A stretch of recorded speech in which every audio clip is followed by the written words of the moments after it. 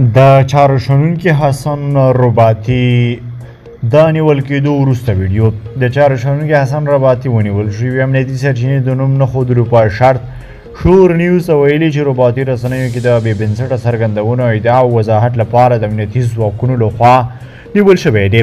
هغه څو ورځې وړاندې په یو تلویزیوني خپرونه کې ځان د طالبان د مشر شیخ هیبت الله اخندزاده له نږدې خپلوانو څخه معرفي کړی و. هغه ویلي و مشرتابه د کور سړی دی، ښه خط لیکلی چې فصاحت او بلاغت لري او همداراز کله ناکله په هلمند کې د کور ته هم ورځي چې د ډرون له ډاره بیا ټوله شپه خوب نه ورځي.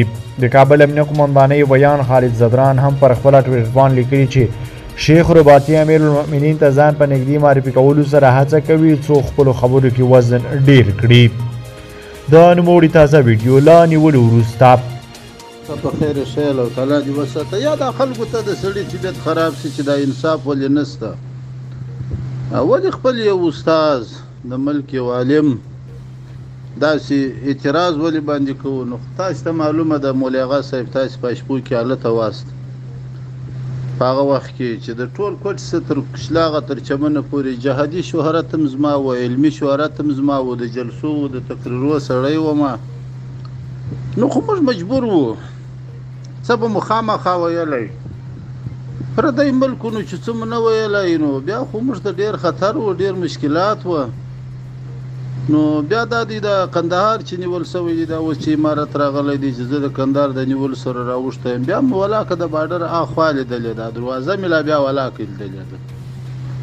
خو نو موږ یو مجبوریت و، دا دی چا مجبوریت ولې یو څوک پر غلطه باندې راواړي. دا خو نو مخالفین به خود دا وایي، د امارت دشمنان د امارت مخالفین به خود دا وایي. دا دوستانو سه د سړي خوا به داسې علما او طالبانو سه چې تاسو ولې د دشمنانو په خوله کوئ، دا د دشمنانو فکر ولې پر ځان تحمیلوئ؟ تاسو ولې دا نه وایئ چې دا خو زموږ مشران و، زموږ استادان و، دا خواران مجبوره وه، ضرورت یې و. نو چې هر څه ویلي هغه بیا خامخا ویلي، ویل کېږي ځینې د مجبوریته څه سړی یو شکل یو نه وه د بندي په شکل وینو پردۍ خاوره کې.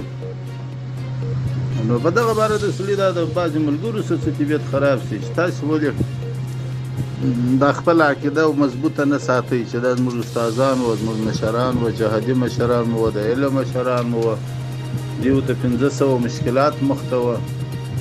نو د خپل مشکلاتو په خاطر د هرې زمانې سیاست جلا جلا دی.